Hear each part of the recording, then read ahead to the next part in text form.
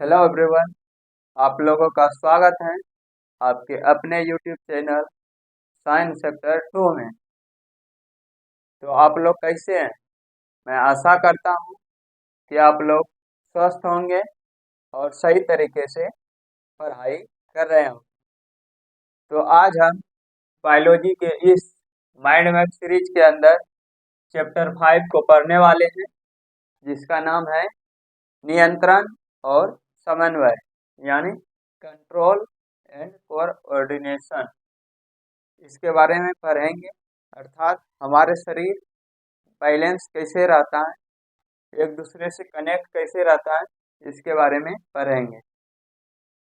तो चलिए शुरू करते हैं, नियंत्रण और समन्वय।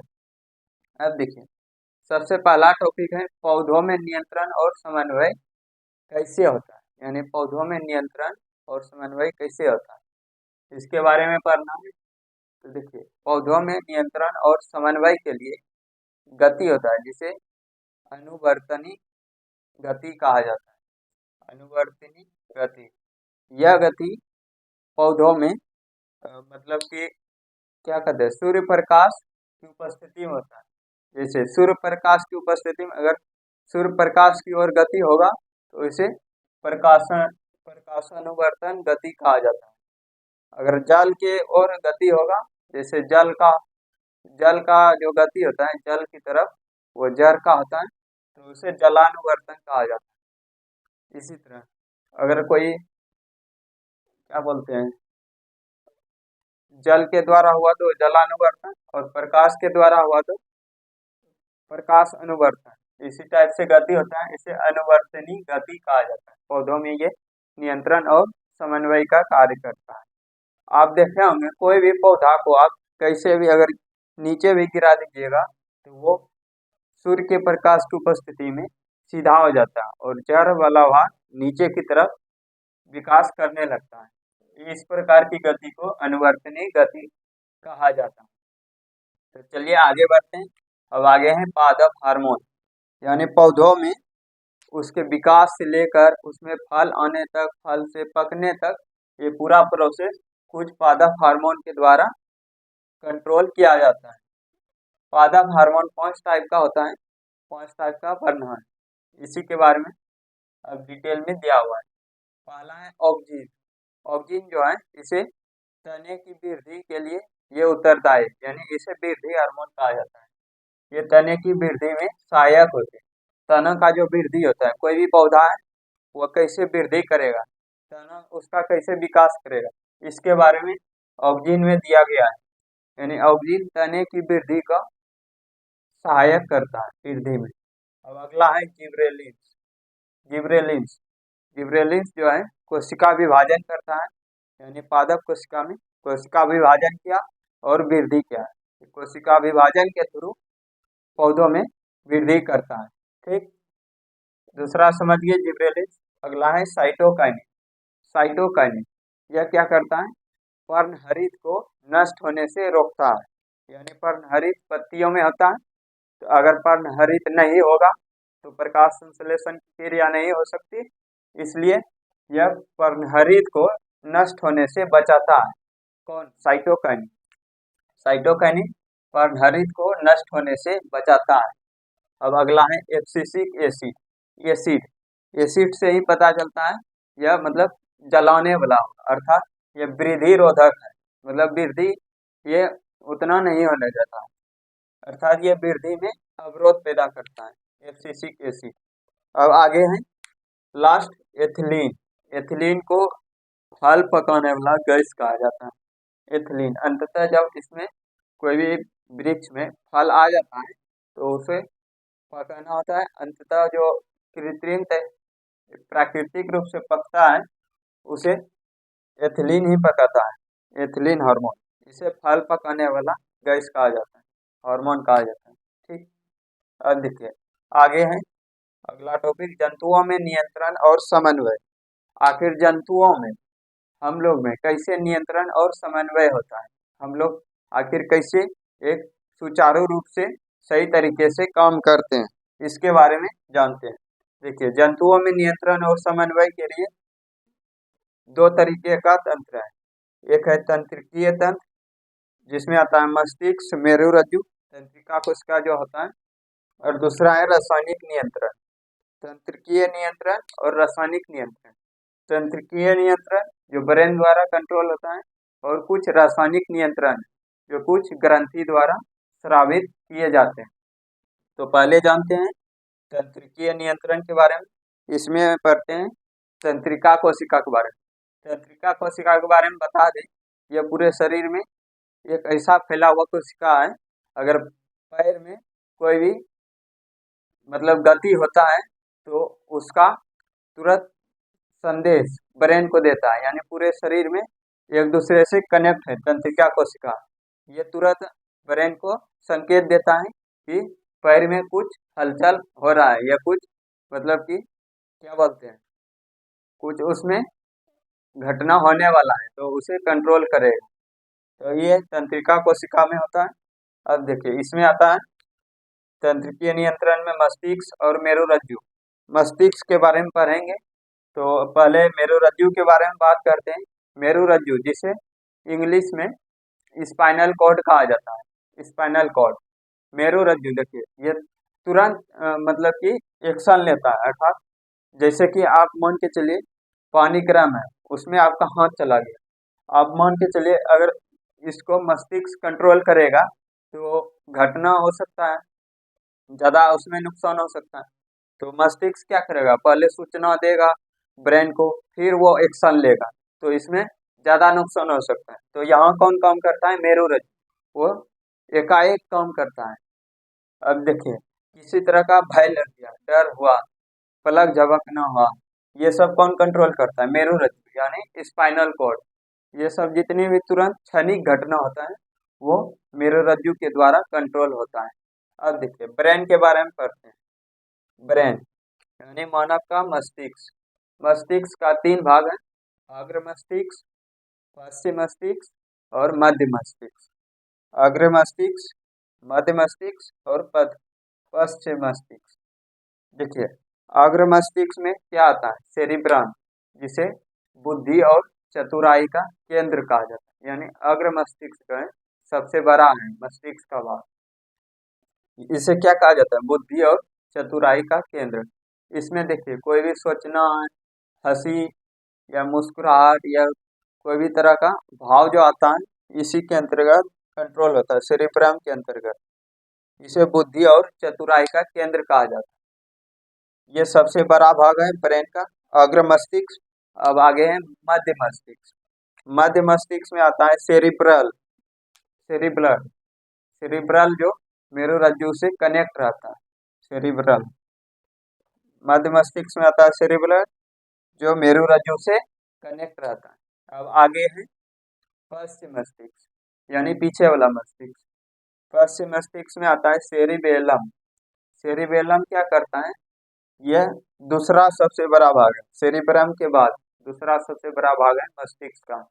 यह शरीर के बैलेंस को कंट्रोल करता है, जैसे हाथ से कोई काम कर रहे हैं, पैर से कोई कार्य कर रहे हैं, ये सबको बैलेंस कौन करता है, सेरिबेलम। जैसे हम साइकिल चलाते हैं, मोटरसाइकिल चलाते हैं, इसको बैलेंस कौन करता है, सेरिबेलम। तो मस्तिष्क के तीन भाग हुआ, अग्र मस्तिष्क, मध्य मस्तिष्क, पश्चिम मस्तिष्क। अग्र मस्तिष्क के अंदर सेरिब्रम आता है, जिसे बुद्धि और चतुराई का केंद्र कहा जाता है। दूसरा है मध्य मस्तिष्क, इसे सेरिबुलर, सेरिब्रल इसके अंतर्गत आता है, जो मेरुरज्जु से कनेक्ट रहता है। मेरुरज्जु यानी स्पाइनल कॉर्ड, ये रीढ़ की हड्डी के अंदर होता है, एक रस्सी की तरह हमारे शरीर में, पूरे शरीर में फैला हुआ है, एक जाल की तरह। अगर कहीं भी कुछ एक पिपरी भी काटता है तो उसका संदेश तुरंत ब्रेन को जाता है, और वह उसके उसके प्रति एक्शन लेता है। तो यहाँ तक समझ गए, एक बार शॉर्ट में तुरंत रिकॉल करा देते हैं। नियंत्रण और समन्वय यानी कंट्रोल एंड कोऑर्डिनेशन। देखिए पौधों में नियंत्रण कैसे होता है, अनुवर्तनीय गति के द्वारा, जैसे प्रकाशानुवर्तन, जलानुवर्तन और भी बहुत सारे। अब देखिए पौधे में कुछ क्या होते हैं, हार्मोन होते हैं, जिसके द्वारा पौधे वृद्धि विकास करते हैं। ऑक्जिन है, ऑक्जिन क्या करता है, तने की वृद्धि करता है। उसके बाद है जिब्रेलिन्स, जिबरेलिन्स कोशिका विभाजन करता है और वृद्धि करता है। तीसरा है साइटोकाइनिन। साइटोकाइनिन क्या करता है? पर्णहरित को नष्ट होने से बचाता है ताकि उसमें प्रकाश संश्लेषण की क्रिया हो सके। अब आगे एब्सिसिक एसिड। एसिड है, ये क्या होता है? वृद्धि रोधक होता है। अगला है एथिलीन। एथिलीन, इसे फल पकाने वाला हार्मोन कहा जाता है। ये कृत्रिम रूप से भी फल पकाता है। ठीक, अब देखिए आगे है जंतुओं में नियंत्रण और समन्वय। जंतु में नियंत्रण और समन्वय के लिए दो तंत्र हैं, एक तंत्रिकीय तंत्र और एक है रासायनिक नियंत्रण। यानी दो तरह से नियंत्रण होता है, एक तंत्रिकीय नियंत्रण और रासायनिक नियंत्रण। तंत्रिकीय नियंत्रण के अंतर्गत ब्रेन आता है और स्पाइनल कॉर्ड आता है, और रासायनिक नियंत्रण के अंतर्गत ये आता है अंतःस्रावी ग्रंथि। इसके बारे में पढ़ेंगे आज। मनुष्य का मस्तिष्क 3 भाग में बटा हुआ है, इसके बारे में बताएं। इसको याद रखना, सेरिब्रम, जिसे बुद्धि और चतुराई का केंद्र कहा जाता है। यहाँ तक आप लोग समझ गए होंगे सही से। अब देखिए आते हैं अंतःस्रावी ग्रंथि के बारे में, यानी इंडोक्राइन ग्लैंड के बारे में। इसमें सबसे पहले है पिट्यूटरी ग्लैंड, यानी पिट्यूटरी ग्रंथि। इसके बारे में जानते हैं। पिट्यूटरी ग्रंथि को मास्टर ग्रंथि भी कहा जाता है, यानी इसे मास्टर कंट्रोल करता है। इसमें क्या होता है? वृद्धि हार्मोन ये रिलीज करता है, यानी वृद्धि हार्मोन का स्रावन करता है। अब देखिए अगर वृद्धि हार्मोन कम स्रावित होगा, यानी कम वृद्धि हार्मोन स्राव करेगा, तो वो बौनापन होगा, यानी बौना हो जाएगा, छोटा। और अगर जरूरत से ज्यादा स्रावित कर दिया वृद्धि हार्मोन, ज्यादा अगर वृद्धि हार्मोन स्रावित कर दिया, तो उस बीमारी को कहते हैं जाइगेटिज्म।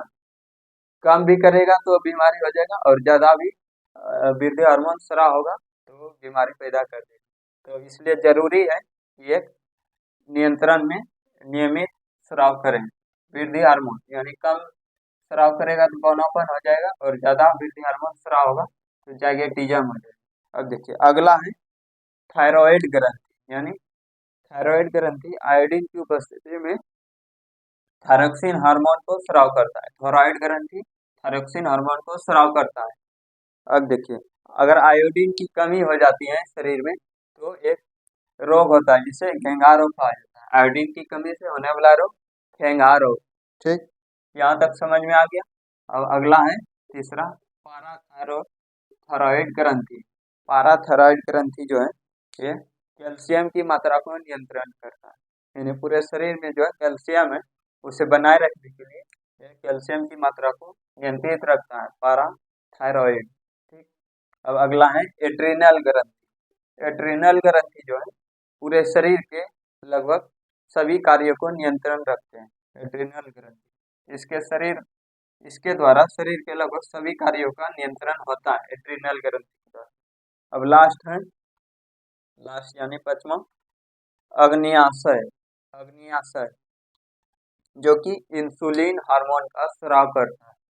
इंसुलिन यानी अगर इंसुलिन की कमी हो जाएगी तो इसमें एक रोग हो जाएगा जिसे मधुमेह रोग कहते हैं। बोलचाल की भाषा में इसे शुगर कहा जाता है। तो किसके कमी से होता है ये होता है इंसुलिन की कमी से।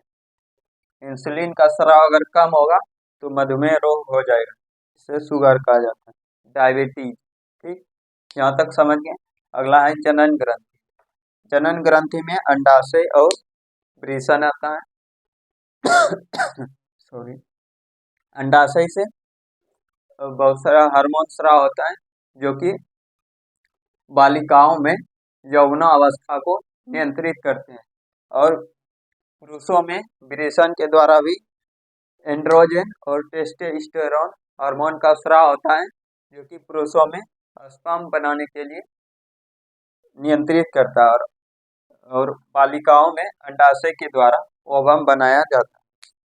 तो एक बार फिर से हम रिकॉल करा देते हैं। पिट्यूटरी ग्रंथि जिसे मास्टर ग्रंथि कहा जाता है, यह वृद्धि हार्मोन का स्राव करता है। कम अगर वृद्धि हार्मोन होगा तो बौनापन हो जाएगा, अगर ज्यादा वृद्धि हार्मोन स्राव होगा तो जाइगेटिज्म हो जाएगा।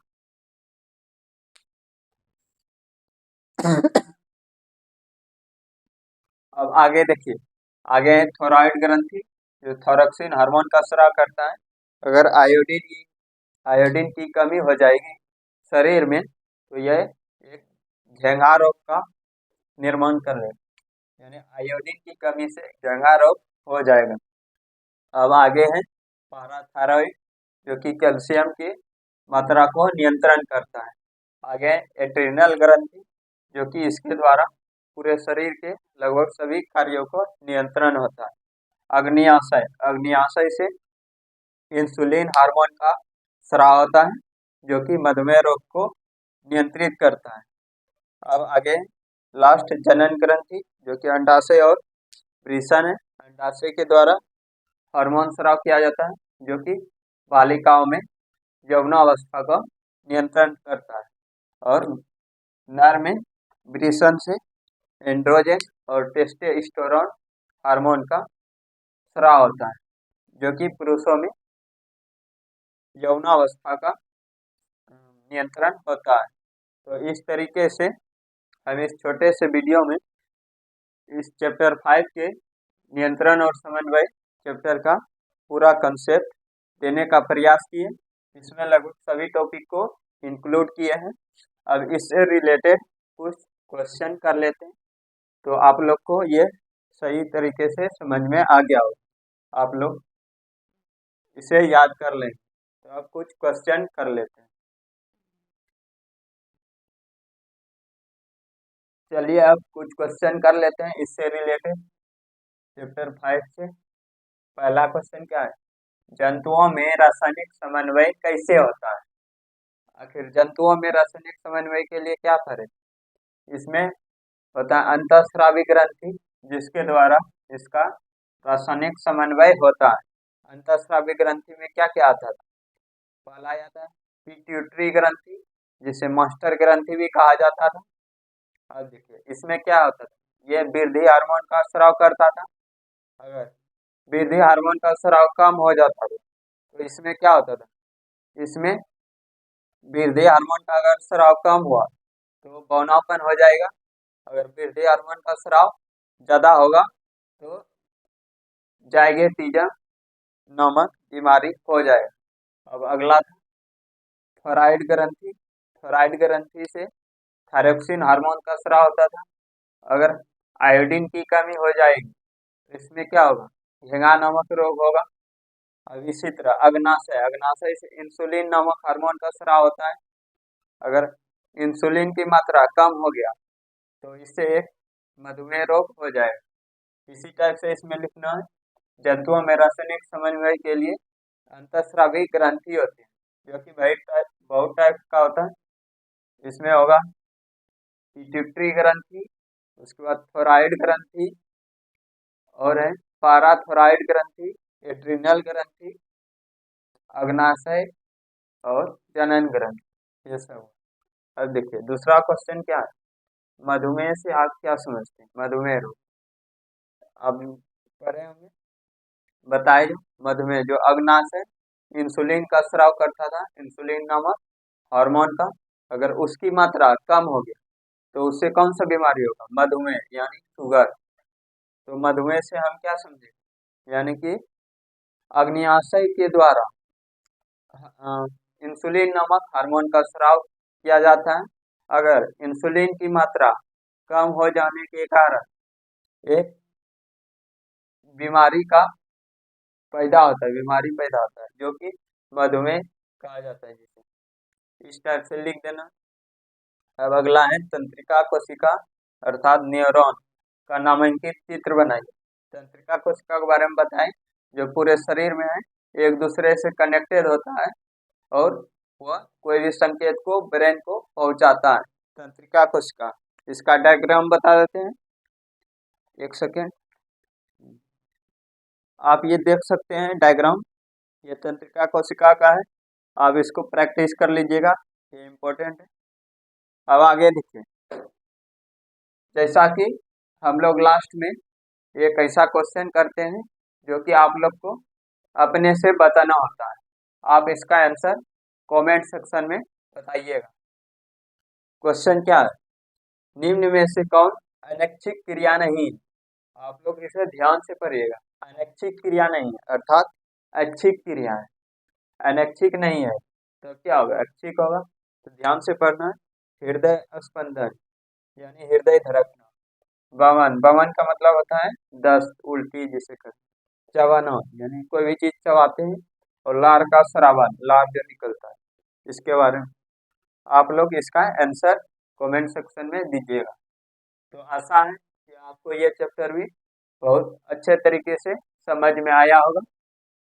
तो आपका कोई भी डाउट होगा तो आप कमेंट सेक्शन में पूछ सकते हैं, मैं उनका आंसर देने का प्रयास करूँगा।